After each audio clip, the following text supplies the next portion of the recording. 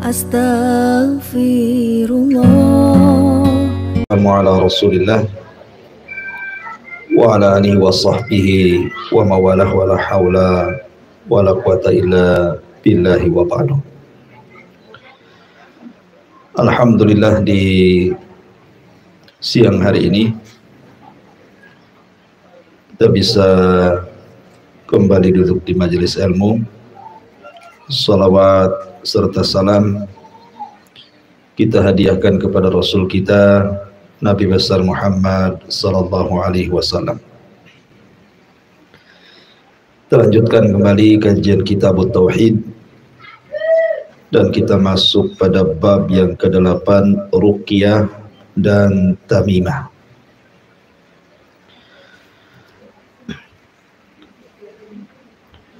Di sini pengarang tidak menyebutkan termasuk syirik ruqyah dan tamimah.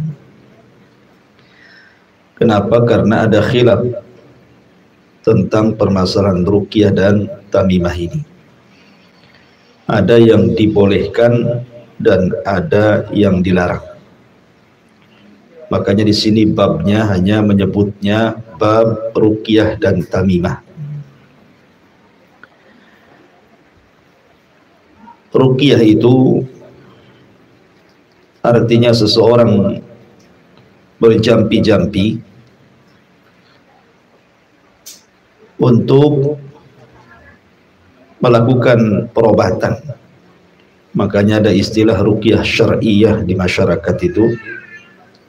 Artinya seseorang berjampi-jampi dengan Al-Quran atau doa-doa yang disarankan untuk dibaca dalam hadis-hadis yang sahih. Ma'asyiral muslimin yang dimuliakan Allah Subhanahu wa taala. Baik, kita masuk pada pembahasan bab di mana muallif rahimahullahu taala mencantumkan beberapa riwayat hadis Nabi sallallahu alaihi wasallam.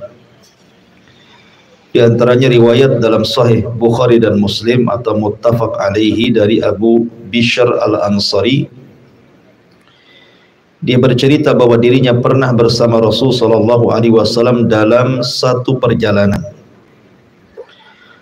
Beliau lantas mengirim utusan untuk mengumumkan, alla yabqayanna fi raqabati ba'irin kiladatun min watarin au kiladatun illa quti'at. Tidak boleh membiarkan kalung dari tali busur panah atau kalung apapun di leher unta kecuali harus diputuskan. Kemarin kita sudah membahas tentang larangan menggantungkan jimat-jimat, tangkal-tangkal baik dari benang atau yang sejenisnya. Hadis ini hadis sahih dikeluarkan Imam Muslim dan juga Bukhari, di mana Nabi sallallahu alaihi wasallam melarang tidak boleh membiarkan kalung dari tali busur ataupun kalung apapun diletakkan di leher unta kecuali diputuskan. Kenapa Rasul bersabda seperti ini? Karena ada kebiasaan orang-orang jahiliyah itu, mereka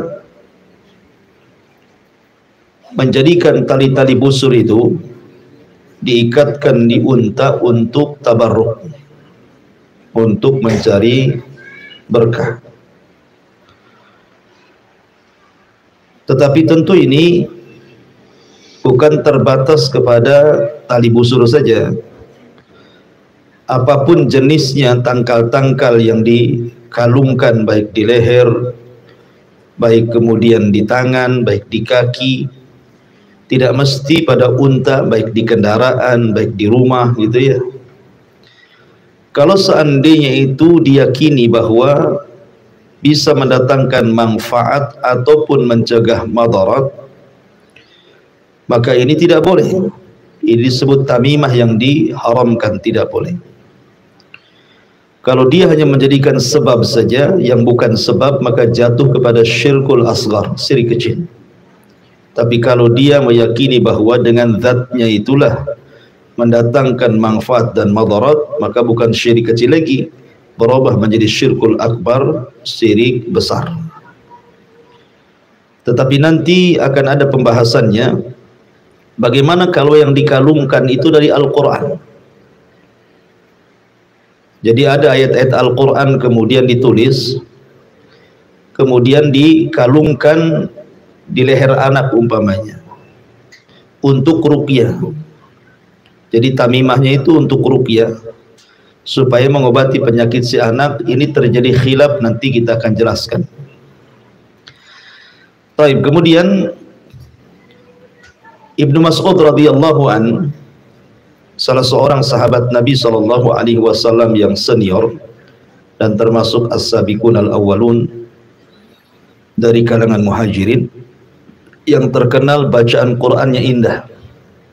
Abdullah bin Mas'ud itu indah sekali bacaan Qur'annya, sampai Nabi SAW pernah mengatakan kepada Abu Bakar dan Umar, man arada an yasma'al Qur'ana ghaddan tariyan falyasma'ala qiraati ummi abdin. Barang siapa yang ingin mendengar bagaimana Al-Quran itu diturunkan Jibril kepadaku, maka perdengarkan suara Ibnu Ummi Abdin. Ibnu Ummi Abdin kunyah daripada Abdullah ibn Mas'ud. Nah, Abdullah ibn Mas'ud radhiyallahu an menuturkan bahwa dirinya mendengar Nabi SAW bersabda, innar ruqa wat-tama'ima wat-tiwalata syirkun.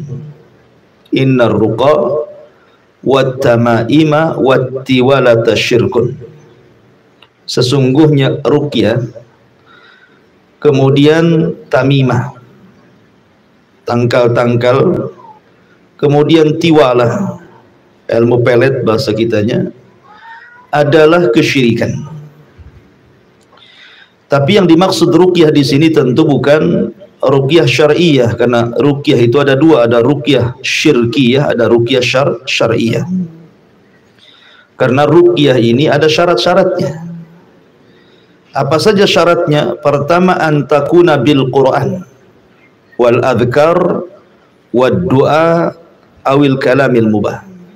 Kata ulama, syarat ruqyah itu satu, harus dari Al-Quran.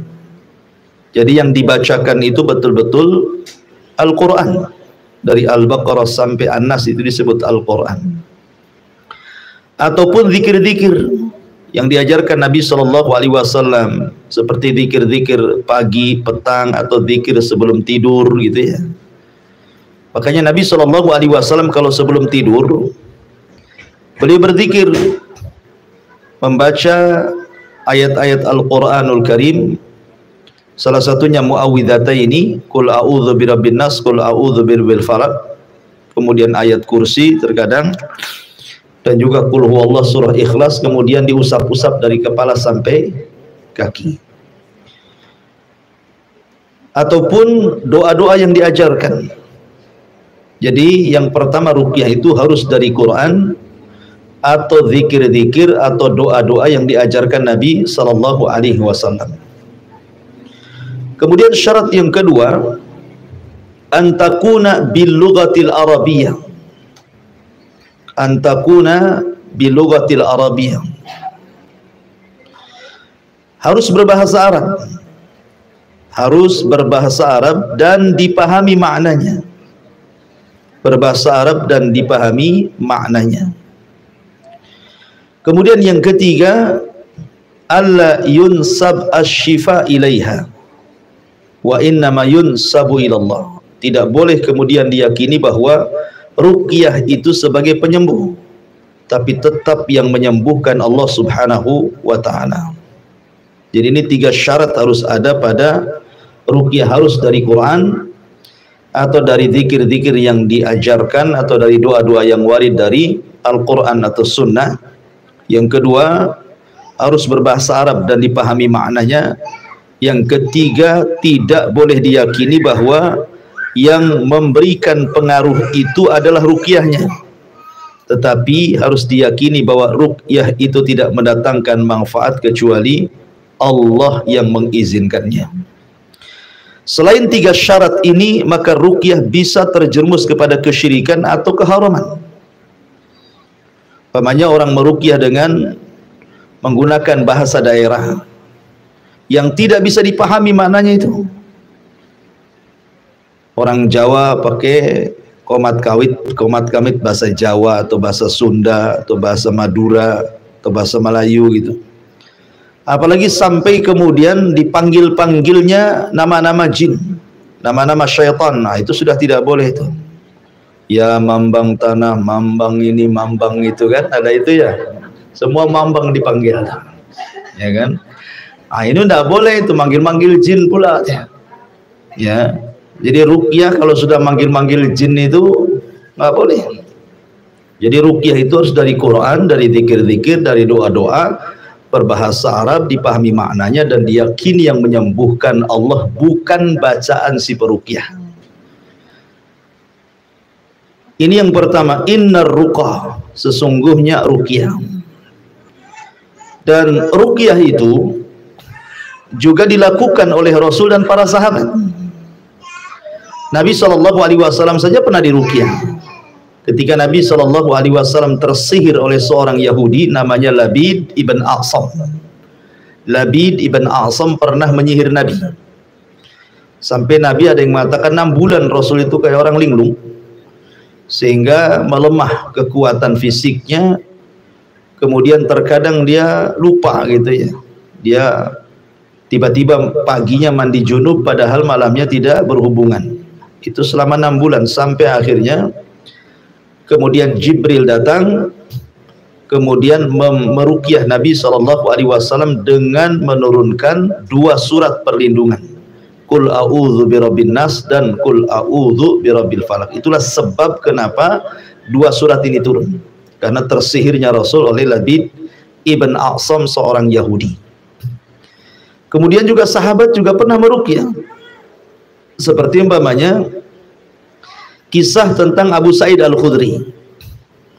Jadi Abu Sa'id Al-Khudri ini suatu ketika safar bersama para sahabatnya, kemudian pulang kehabisan bekal. Akhirnya dia ingin bertamu ke salah satu kabilah. Rupanya satu kabilah itu bakhil semuanya, nggak ada yang mau ngasih makan. Maka akhirnya kemudian Abu Sa'id Al-Khudri ini keluar dari kampung itu dan hendak mencari kampung lain, karena sudah kelaparan masalahnya. Tiba-tiba Sayyidul Kaum, Pak Lurahnya kaum itu terkena sengatan kalajengking. Demamlah lurahnya. Akhirnya kemudian orang-orang pun mendatangi para sahabat ini, dilihatnya ada muka-muka tabib gitu ya. Akhirnya kemudian mereka mengatakan, ada nggak di antara kalian yang bisa menyembuhkan penyakit Pak Lurah kami? Maka sahabat kan udah jengkel kan, datang ke kampung itu minta dijamu, tak ada yang kasih makan. Tiba-tiba Pak Lurahnya kena sengatan kalajengking, tahu-tahu minta diobati. Maka sahabat mengatakan, tidak apa-apa, ada di antara kami yang bisa menyembuhkan lurahmu, tapi syaratnya kamu harus memberikan makanan kepada kami berupa kambing-kambing, ya kan? Karena orang Mekah itu makanannya kambing daging. Akhirnya kemudian Abu Sa'id Al-Khudri atau yang lainnya membacakan surah Al-Fatihah, membacakan surah Al-Fatihah kepada lurah yang terkena sengat kalajengking itu. Tiba-tiba sembuh, tiba-tiba sembuh dengan diruqyah itu. Maka sebagaimana perjanjian mereka harus memberikan imbalan beberapa ekor kambing. Akhirnya mereka pun memberi beberapa ekor kambing. Dari sini menunjukkan bahwa Abu Sa'id Al-Khudri membacakan surah Al-Fatihah kemudian sembuh. Makanya salah satu nama daripada nama-nama surah Al-Fatihah adalah Asy-Syifa. Surah Al-Fatihah itu kan banyak namanya itu. Ada Fatihatul Kitab, ada Ummul Qura, macam-macam nama surah Al-Fatihah itu. Salah satunya adalah nama surah Al-Fatihah itu Asy-Syifa, sebagai penyembuh. Maka ketika kemudian sampai di hadapan Rasul, mereka ragu-ragu terhadap perbuatan mereka benar atau salah. Maka ditanyakan kepada Nabi SAW. Maka Nabi SAW mengatakan la ba'sa birruqa ma lam takun syirkan. Tidak mengapa meruqyah itu selama tidak ada unsur kesyirikan. Akhirnya Rasul pun memakan dari kambing upahnya itu, seolah-olah mentakrir, membenarkan apa yang dilakukan oleh Abu Sa'id Al-Khudri dan kawan-kawannya. Dari sini menunjukkan bahwa para sahabat meruqyah, dan Rasul SAW juga diruqyah. Jadi ruqyah itu boleh, ya, tetapi ruqyah yang syar'i, ruqyah yang memang betul-betul disyariatkan oleh Allah Azza wa Jalla dari Quran, dari zikir-zikir, dari doa-doa berbahasa Arab, dipahami maknanya, dan tidak dinasabkan penyembuhannya kecuali kepada Allah Subhanahu wa ta'ala. Kemudian wat tamaimah. Adapun tamaim, tamaim itu artinya sesuatu yang dikalungkan pada anak-anak supaya anak itu tidak terkena hummah, tidak terkena demam ataupun penyakit ain, penyakit mata. Dan penyakit ain, penyakit mata maksudnya di sini adalah yang diakibatkan karena hasad, sehingga kemudian menjadi salah satu bagian daripada cabang-cabang sihir. Karena ada orang yang punya penyakit ain ini bahaya, Bu. Jadi kalau seandainya ada seseorang punya penyakit mata, penyakit ain dalam bahasa Arab, kemudian dia memandang tas kawannya, kepengen punya tas itu, tapi tidak sanggup beli, ya kan? Nanti tas itu, tas kawannya sampai rumah itu rusak tuh tasnya itu, karena ingin dimiliki tapi tidak bisa memiliki, jadi rusak barang itu, ya. Atau umpamanya seseorang mandang suami ibu, jadi ada ibu-ibu gitu ya, mandang suami ibu ganteng gitu kan, suaminya hitam gitu ya. Akhirnya dipandangi, pengen saya punya suami kayak dia. Nanti nih hubungan suami istri itu jadi cerai itu. Makanya saya nasihatkan, Bu, ya, kalau buat acara mungkin ya ngundang-undang orang lah ya ke rumah gitu ya, maka banyak-banyaklah berdoa isti'adzah ya, supaya tamu-tamu yang datang itu tidak menularkan penyakit ain. Karena terkadang nih banyak kasus itu ya, dibuatlah walimah pernikahan, undanglah orang banyak, laki-laki perempuan. Pada awalnya senang-senang saja itu, waktu ada tamu ya cekakak cekikik ya kan, senyum-senyum gitu. Ketika tamunya pulang satu, habis tinggal dia dan suaminya, tahu-tahu bertengkar tuh. Padahal waktu ada tamu itu senyum-senyum saja tuh. Boleh jadi gitu ya, pertengkarannya itu dikarenakan ada orang hasad yang kemudian punya penyakit ain, akhirnya terjadilah pertengkaran. Jadi tamimah adalah sesuatu yang dikalungkan pada anak-anak untuk menangkal ain. Jadi penyakit ain itu penyakit yang bahaya karena dia bagian daripada penyakit hasad. Kemudian wattilawata wattiwalata. Tiwalah itu ilmu, dalam ilmu sihir itu disebut sihrul atfi wasihrus sarfi namanya. Sihir atf dan sihir sarf. Apa itu atf? Apa itu sarf? Al-atfu itu artinya seseorang dilengketkan dengan cinta. As-sarfu itu seseorang dipisahkan dengan benci. Jadi sihir itu sebagaimana Al-Quran sendiri mengatakan yufarriquna bainal mar'i wa zawji. Sihir itu kan suka bagaimana hubungan suami istri itu pisah. Lah sihir at-tiwalah ini biasanya terjadi pada suami istri. Pamannya suaminya pengen istrinya cinta sama dia, dia datang ke dukun. Pak dukun, tolong sihir istri saya supaya dia cinta sama saya. Atau sebaliknya nih, seorang istri takut suaminya kawin lagi, datang dia ke dukun, Pak dukun tolonglah suami itu buat dia cinta mati sama saya. Ya, maka dukun menyihir, suaminya akhirnya cinta sama istrinya. Ataupun sebaliknya, mungkin si istri ini punya selingkuhan, datang ke dukun, Pak dukun buat si suami itu benci sama saya biar saya diceraikan, biar saya bisa kawin lagi sama si dia gitu ya. Atau sebaliknya gitu ya, dia tidak suka dengan istrinya, disihirnya istrinya supaya benci. Atau mungkin orang lain untuk memisahkan antara suami istri itu disebut at-tiwalah artinya ya. Lah itu dalam bahasa kita ilmu pelet namanya. Itu disebut tiwalah. Lah Rasul mengatakan innar ruqa, maksudnya ruqyah yang tidak sesuai dengan syarat-syarat standar syar'i, ataupun tamaim, jimat-jimat, kalung-kalung yang tidak ada kaitan dengan masalah sebab yang syar'i atau sebab yang qadari, ataupun tiwalah, perdukunan, ilmu pelet dan yang semacamnya, syirkun kata Rasul, termasuk jenis kesyirikan. Ya. Ini hadis yang kedua.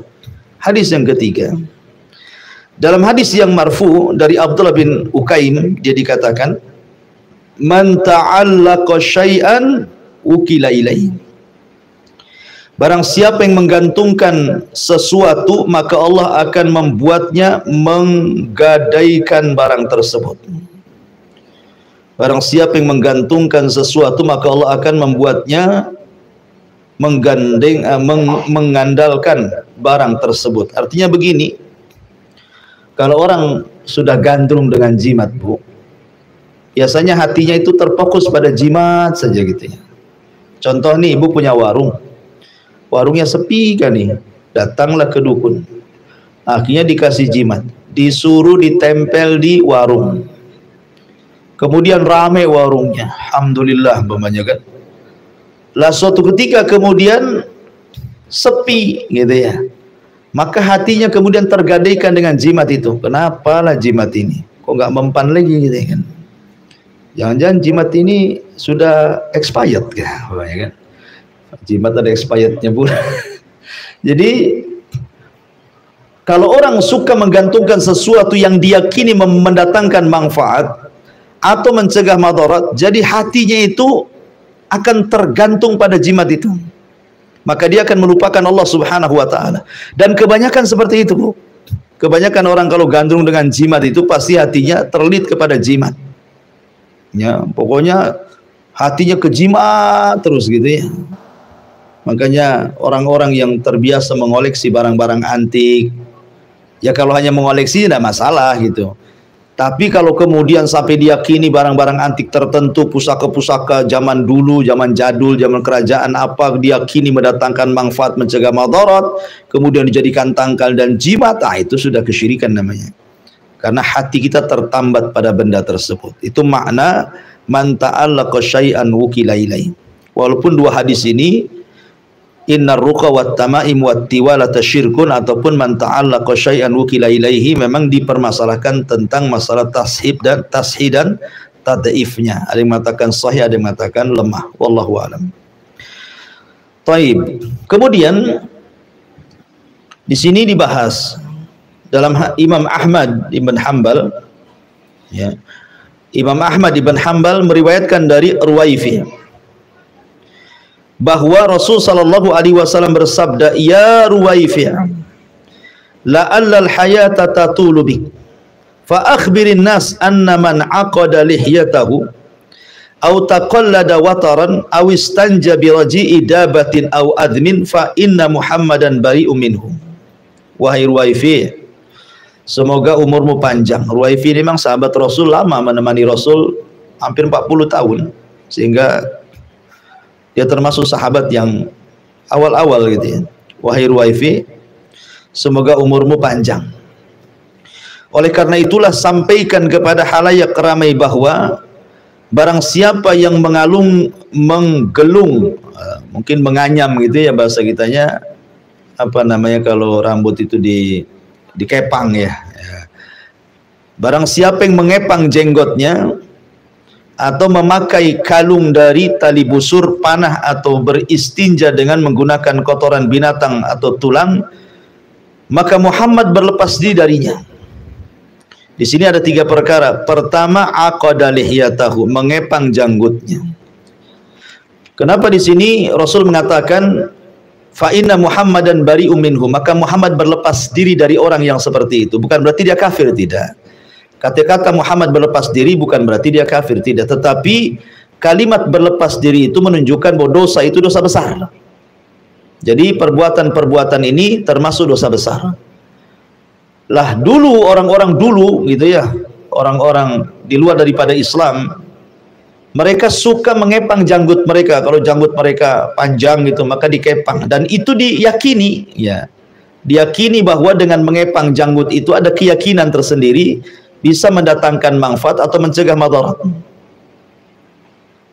Maka oleh Nabi Shallallahu Alaihi Wasallam kemudian dijadikan pelajaran bagi para sahabat gitu ya. Jangan seperti orang-orang itu meyakini bahwa dengan mengepang janggut itu, bahwa itu bagian daripada mendatangkan manfaat atau mencegah madarat. Maka nggak ada itu, ya.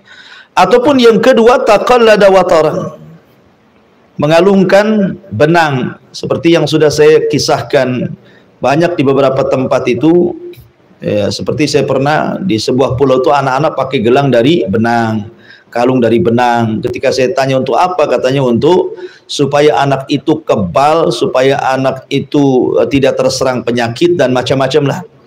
Nah, itu kesyirikan itu, ya. Atau yang ketiga, awis tanja biraji idabatin aw admin, ataupun istinja dengan kotoran dan tulang, karena keduanya makanan jin, tidak boleh.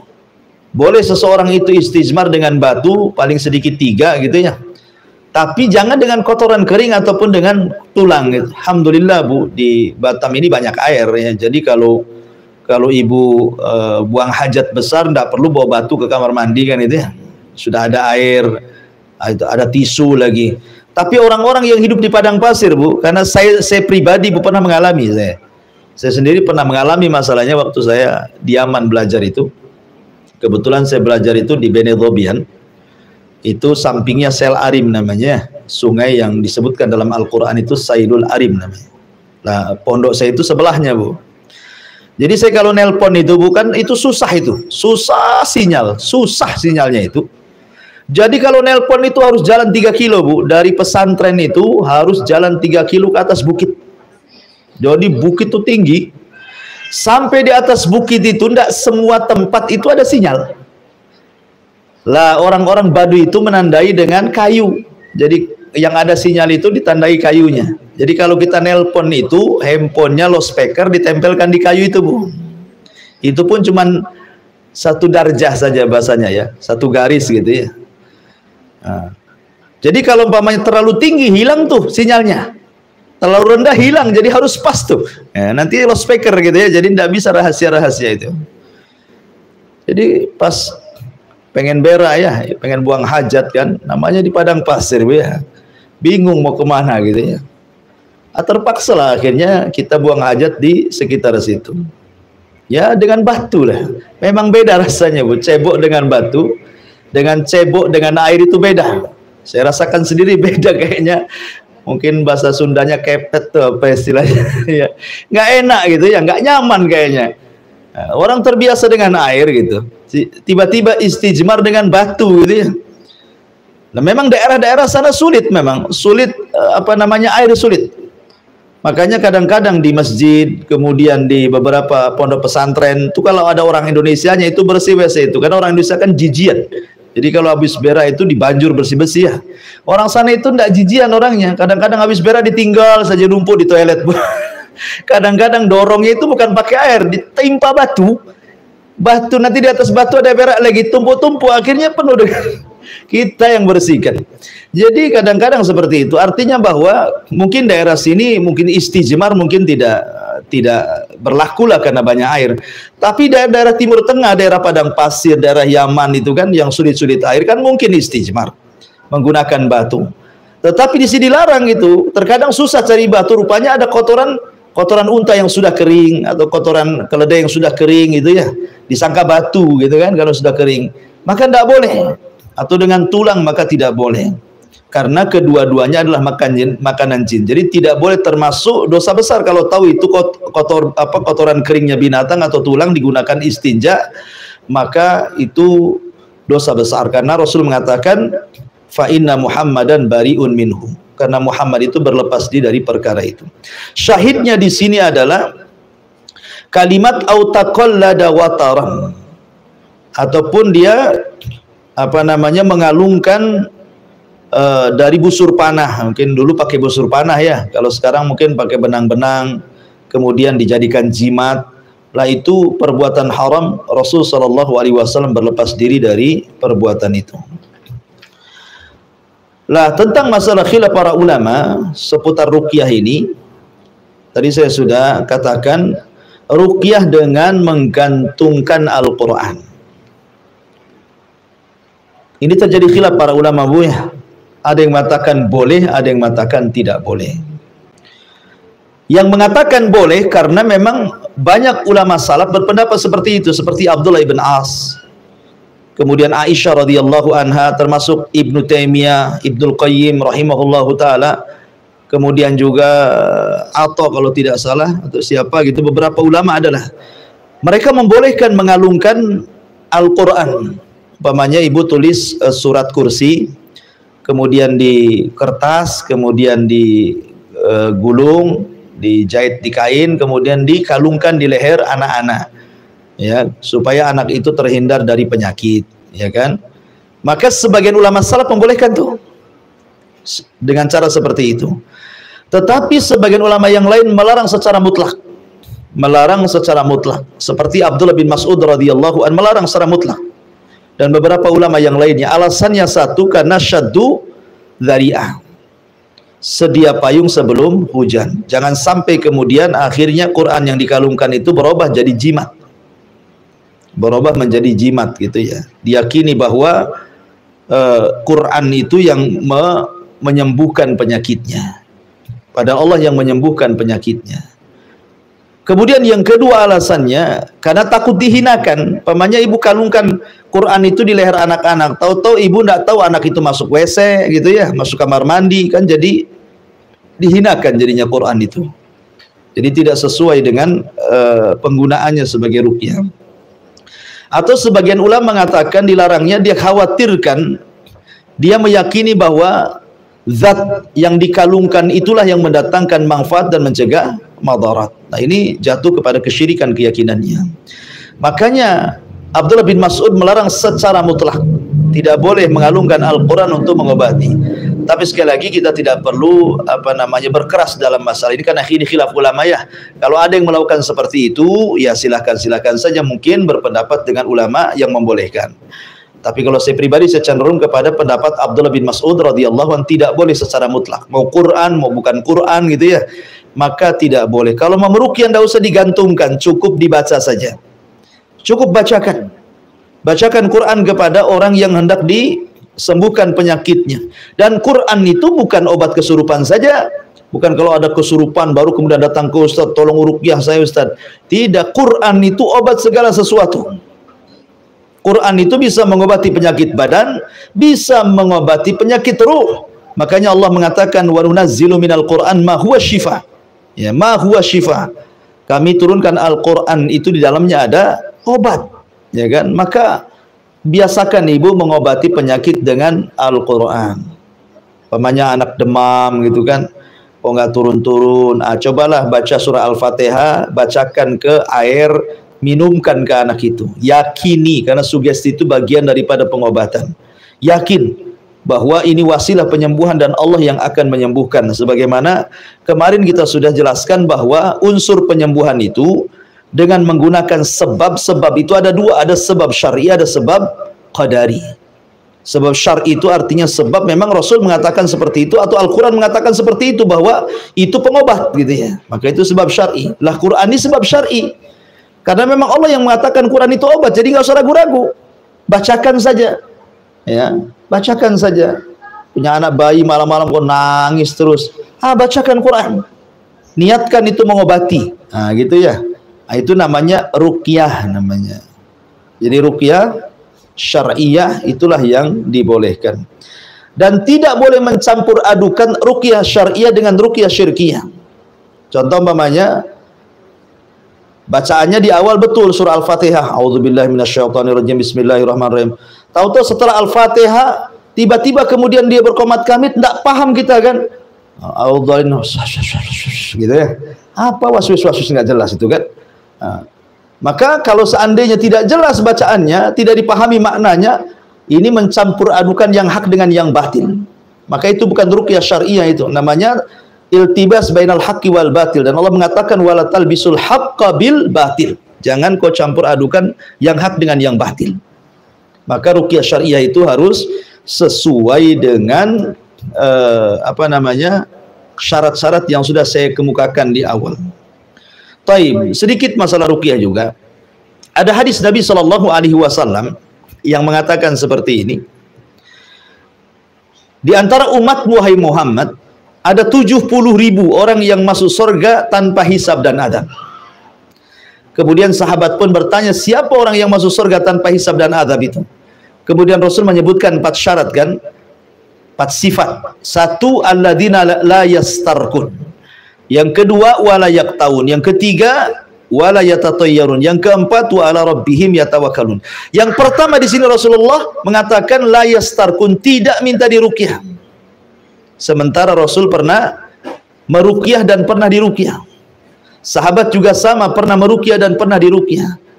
Bagaimana mungkin kemudian Rasul mengatakan orang yang akan masuk pada kelompok 70.000 yang masuk surga tanpa hisab dan adab tidak boleh minta diruqyah? Apa maknanya? Maknanya tidak boleh minta diruqyah itu artinya sedikit-sedikit tolong ruqyah saya, sedikit-sedikit tolong ruqyah saya. Meminta itu tak boleh.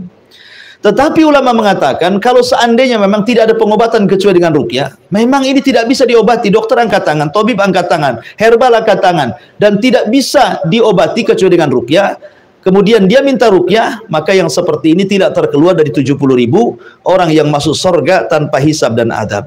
Jadi orang yang terkeluarkan dari 70.000 orang yang tanpa hisab dan adab pada hari kiamat itu artinya orang yang sedikit-sedikit minta ruqyah. Demam sedikit, tolonglah Ustaz ruqyah. Keseleo sedikit, tolonglah diruqyah. Apain semua diruqyah gitu ya. Sakit gigi, tolong diruqyah. Jadi sedikit-sedikit minta ruqyah itu yang dilarang, tidak boleh. Ya, tidak boleh.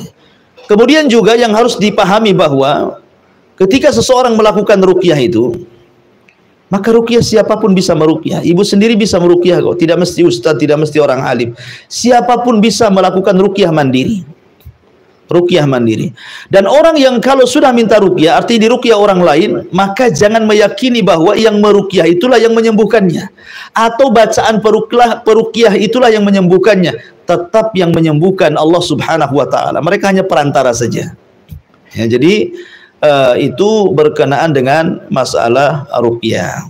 Ya, wallahu alam tentang masalah ruqyah yang jelas bahwa kalau sesuai dengan syarat yang ditentukan, 1, saya ulangi, harus dari Al-Quran, dari zikir, dari doa-doa yang warid.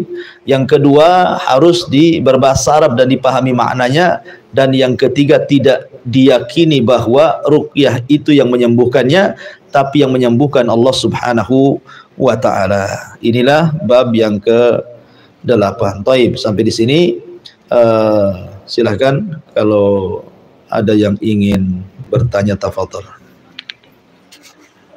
Assalamualaikum warahmatullahi wabarakatuh. Waalaikumsalam warahmatullahi wabarakatuh. Ustaz, bagaimana sikap kita seandainya kita beli makanan, ada di suatu daerah itu ada meyakini kalau mereka memajang foto ulama gitu, mereka anggap itu ulama. Kita beli makan di situ, tapi kita melihat itu ada foto di situ. Bagaimana sikap kita, Ustaz? Kita beli di situ atau di tempat lain gitu? Iya, bismillahirrahmanirrahim. Kalau ada warung, ada foto-foto tertentu yang dipajang di situ ya, baik foto orang awam atau foto pejabat atau foto orang alim, kan biasa begitu ya. Apalagi warung-warung tertentu biasanya kalau ada pejabat kan biasa minta dipoto, Bu. Nanti fotonya ditempel tuh di warungnya. Lihat wali kota aja makan di sini gitu ya kan. Kan ada itu. Tapi ada juga yang warung-warung itu diletakkan foto-foto wali-wali tertentu ataupun ulama-ulama tertentu atau mungkin murabi-murabi tertentu supaya yakin bahwa warungnya itu bisa berkah, bisa mendatangkan keuntungan. Maka kalau diyakini bahwa dari foto-foto itu mendatangkan manfaat dan mencegah madarat, secara zatnya syirik besar, Bu. Walaupun itu foto wali sekalipun. Kalau seandainya dia meyakini warung ini laris gara-gara foto itu, warung-warung ini laku gara-gara foto itu. Kalau tidak ada foto itu, oh, mungkin orang nggak beli di sini. Kalau dia menisbatkan laris dan tidaknya warung kepada foto itu dan tidak mengandalkan Allah, berarti syirik besar. Ya. Tapi kalau hanya menjadikan sebab saja, saya yakin warung ini ramai karena Allah, ya, laku karena Allah. Tapi sebab foto di dinding itulah warung ini jadi ramai. Jadi fotonya itu jadi wasilah, perantara. Berarti ini jatuh kepada syirkul asghar namanya. Syirik kecil. Kenapa?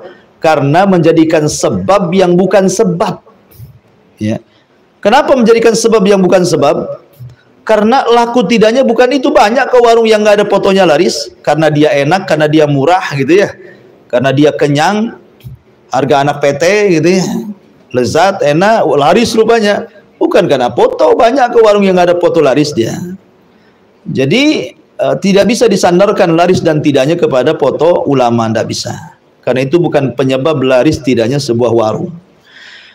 Adapun ibu kalau beli di situ dan halal, tidak ada masalah.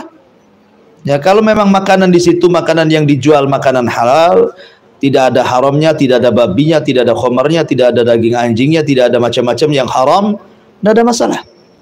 Ya, makan di situ. Ya, cuman warungnya itu lihat dia terjerumus pada syirik besar atau syirik kecil. Kalau umpamanya dijadikan ada umpamanya selain foto ada tangkal-tangkal di situ ya, ada jimat-jimat, ada jimat-jimat di tembok atau di atap atau di dinding yang punya warung itu nampak jimatnya, nggak usah beli di situ. Ya, kalau memang nampak ada jimatnya cari tempat lain. Cari tempat lain. Wallahu a'lam.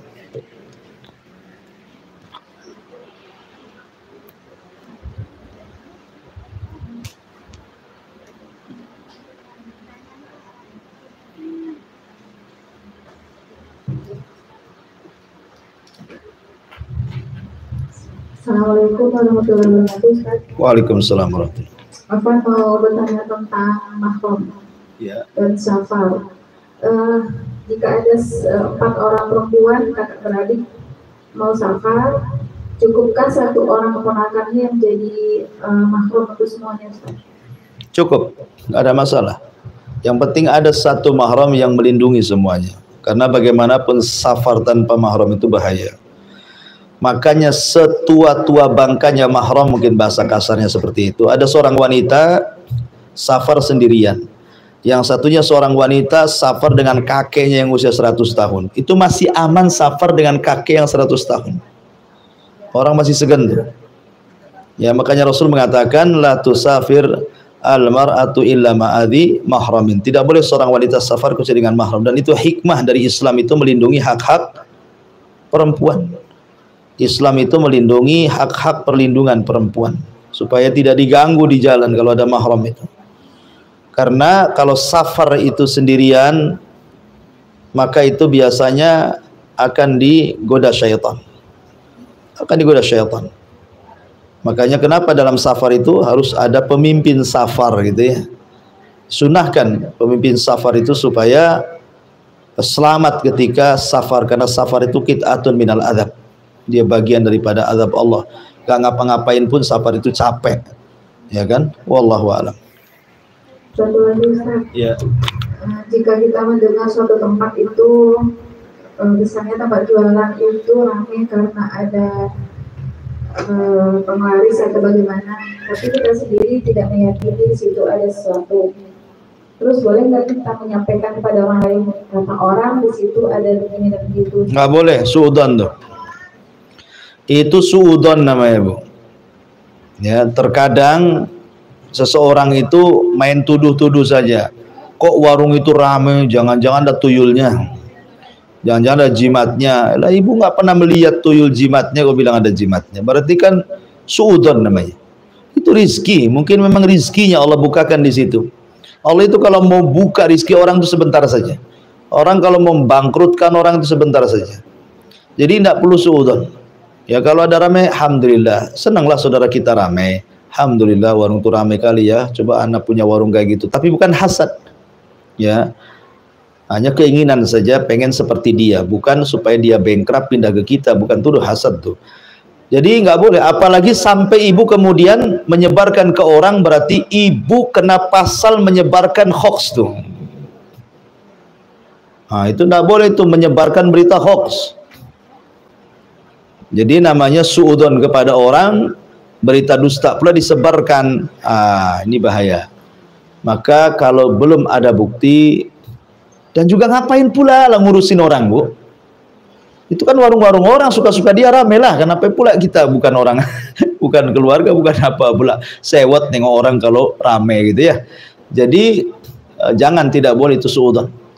Karena ada di orang-orang awam itu, jangan itu aja, Bu. Kadang-kadang orang sakit nih, orang-orang awam nih, itu tuduhannya itu pasti disihir tetangganya itu. Ada pula yang gitu tuh. Ini saya sakit nih disihir sama orang depan rumah katanya. Kenapa? Nggak tahu tuh, kalau mandang saya sinis terus, makanya ini nyihir saya kayaknya. Lah, kok gara-gara mandang sinis kemudian dituduh menyihir dia pula?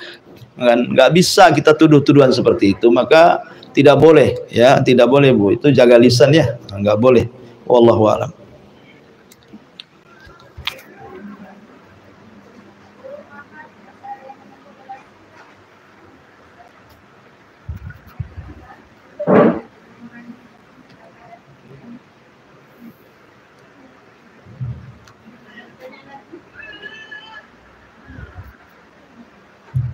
Ustaz, satu lagi, jika kita punya usaha, terus misalnya tuh dikirim sihir sama orang, Ustaz, misalnya masakan tuh yang seharusnya belum basi, tiba-tiba 1 jam dimasak itu langsung basi. Jadi sikap kita bagaimana, Ustaz? Ya, alhamdulillah. Dari mana itu kiriman orang? Mungkin rice cookernya yang jelek. Mungkin yang murah rice cookernya itu. Kalau yang mahal nggak basi. Taiblah. Kalau memang seperti itu, ya coba saja kita ruqyah warung itu. Tapi tidak perlu suhudon pula. Jangan, jeleknya kita ini kadang-kadang kita suhudon ke warung sebelah kiri kanan, depan belakang atas bawah itu kadang-kadang. Ya. Jadi kalau seandainya kita punya warung, atau baru 1 jam basi, ada 2 kemungkinan, rice cookernya yang jelek gitu ya, berasnya yang jelek atau apanya. Jangan langsung tuduh-tuduh orang. Kalau memang itu kena sihir, ya nggak perlu kemudian seseorang kemudian nuduh-nuduh orang. Langsung saja diruqyah warungnya. Ibu nongkrong di warung itu, baca Quran. Ya, baca surah Al-Baqarah di situ. Baca surah Al-Baqarah, diniatkan ruqyah warung namanya. Ya.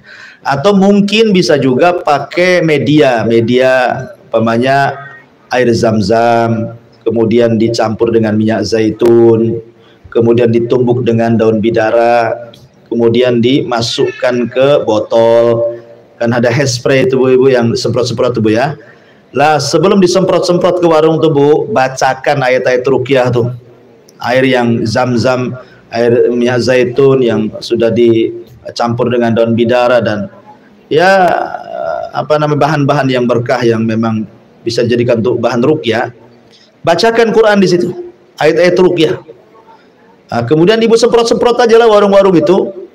Nah, itu juga diperbolehkan oleh para ulama cara ruqyah syariah seperti itu. Nanti kalau sudah disemprot-semprot kok masih basi aja, belilah rice cooker baru.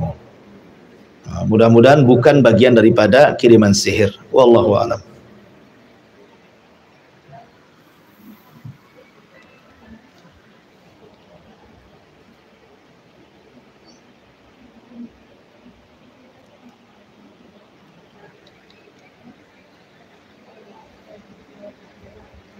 Ya, ini ada pertanyaan di kolom komentar di YouTube.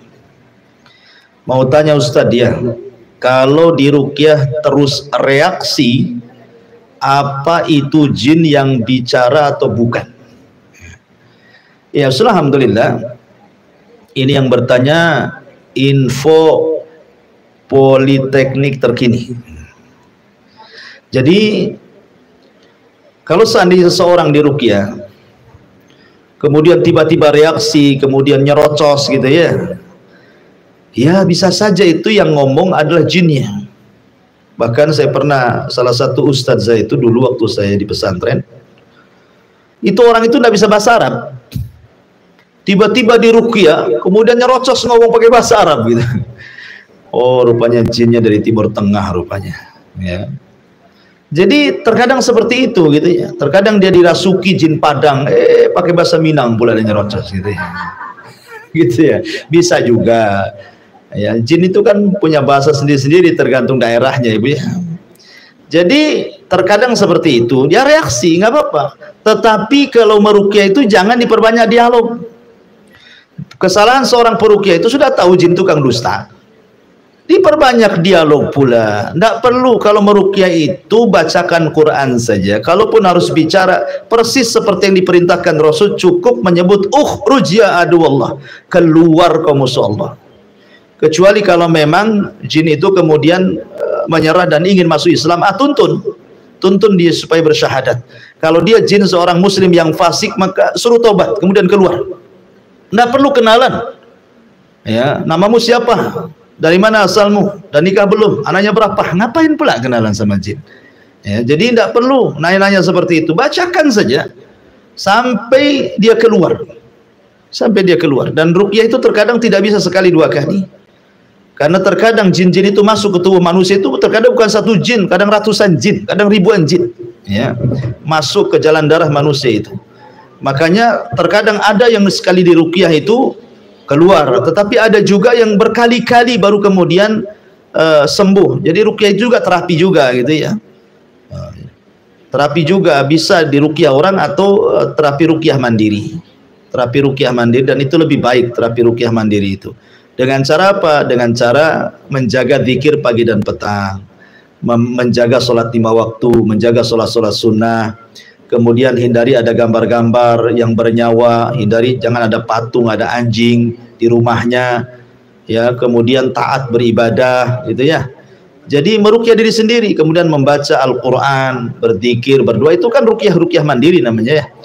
Jadi itu lebih baik dibandingkan kemudian diruqyah orang. Kecuali kalau dia memang tidak sanggup, maka boleh meminta ruqyah, kecuali kalau memang tidak ada obat kecuali dengan itu. Makanya sebelum orang itu meminta ruqyah, kalau ibu sebagai kawannya, tawari saja, gimana kalau saya ruqyah atau saya datangkan ustadz, kamu saya ruqyah. Nah, itu kan sebelum dia minta kita tawari supaya dia tidak minta ruqyah. Dan itu bentuk ta'awun alal birri wat taqwa namanya. Wallahu alam, itu jawaban dari info politeknik terkini, ya. Wallahu alam. Baru satu pertanyaannya. Taib, ini saja yang bisa sampaikan. Subhanakallahumma bihamdika asyhadu an la ilaha illa anta astaghfiruka wa atubu ilaik. Allahu ta'ala. Assalamualaikum warahmatullahi wabarakatuh.